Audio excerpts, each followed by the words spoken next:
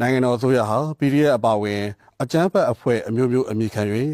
လက်နက်ကင်စတင်လျက်ရှိတဲ့အဖွဲ့အစည်းများအတွင်ရောက်ရှိနေသူများအားဥပဒေပေါင်းတွေကိုပြန်လည်ဝင်ရောက်ရန်တကားဖွင့်ကြိုးစိုးဖိတ်ခေါ်လျက်ရှိပြီး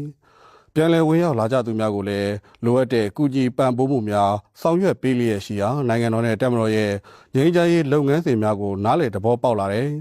PDF အပါအဝင်အကြမ်းဖက်အဖွဲ့အမျိုးမျိုးအမိခံထားတဲ့အဖွဲ့ဝင်အမျိုးသားများနဲ့အမျိုးသမီးတို့ဟာလက်နက်ခဲယမ်းများနဲ့အတူဥပဒေပေါင်းအတွင်းကိုဝင်ရောက်လျက်ရှိကြပါတယ်။ထို့သော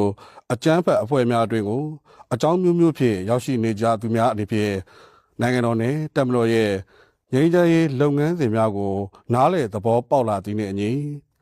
ဒီနေ့ညနေ4:50ခန့်မှာလဲ BNI အမိခံအဖွဲ့မှအဖွဲ့ကောင်းဆောင်နိုင်လင်းခေါ်နဂါနဲ့၎င်းတို့ရဲ့မိသားစုဝင်များဟာလက်နက်မျိုးစုံ6လက်နဲ့ဆက်ဆက်ပစ္စည်းများနဲ့အတူစကိုင်းတိုင်းဒေသကြီးပလဲမြို့နယ်တွင်နယ်မြေလုံခြုံရေးလုပ်ငန်းများဆောင်ရွက်နေတဲ့တပ်မတော်လုံခြုံရေးတပ်စခန်းတစ်ခုထံကိုလာရောက်ဆက်သွယ်သတင်းပို့၍ဥပဒေပေါင်းတွင်ကိုဝင်ရောက်လာခဲ့ကြောင်းသိရှိရပါတယ်။ PDF ပါဝင်အခြားသောအကြမ်းဖက်အဖွဲ့များဟာနိုင်ငံတော်အစိုးရနှင့်တပ်မတော်အားစန့်ကျင်တိုက်ခိုက်ခြင်းနေပြည်တော်ပြည်သူလူထုများအားလက်နက်အားကိုဖြင့်အနိုင်ကျင့်ခြင်းများလှုံ့ဆော်လျက်ရှိတဲ့အပြင်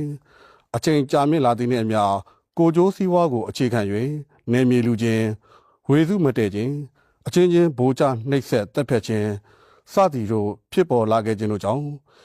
BNI အမိခံအဖွဲ့မှအဖွဲ့ကောင်းဆောင်နိုင်လင်းခေါ်နဂါအနေဖြင့်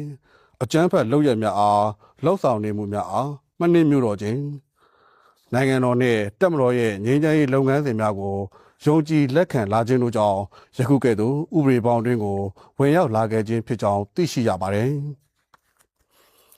အဆိုပါဥပဒေပေါင်းတွင်ကိုဝင်ရောက်လာတဲ့ BNI အမိခံအဖွဲ့မှအဖွဲ့ကောင်းဆောင်နိုင်လင်းခေါ်နဂါနှင့်၎င်းရဲ့မိသားစုဝင်များအားနယ်မြေကန်လုံခြုံရေးတပ်ဌာနချုပ်မှတာဝန်ရှိသူများကနှွေးထွေးစွာကြိုးစုခဲ့ကြပြီးလိုအပ်တဲ့ကုညီထောက်ပံ့မှုများစေဝါအကူအညီများနဲ့အုပ်ချုပ်မှုကိစ္စရပ်များအားအစဉ်ပြေမှုရှိစေရေးဆောင်ရွက်ပေးခဲ့ကြကြောင်းနဲ့လိုအပ်တဲ့စစ်စစ်မှုများကိုလှုပ်ထုံးလုပ်နည်းများနဲ့အညီဆက်လက်ဆောင်ရွက်သွားမှာဖြစ်ကြောင်းသိရှိရပါတယ်။နိုင်ငံတော်အစိုးရအနေဖြင့်အကြမ်းဖက်အဖွဲ့များအတွင်းကိုအကြောင်းမျိုးမျိုးဖြင့်ရောက်ရှိနေကြသူများအားဥပဒေပေါင်းတွေကိုပြန်လည်ဝင်ရောက်နိုင်ရေးအစဉ်တကားဖွင့်ကြိုးစိုးဖိတ်ခေါ်ထားရှိပြီး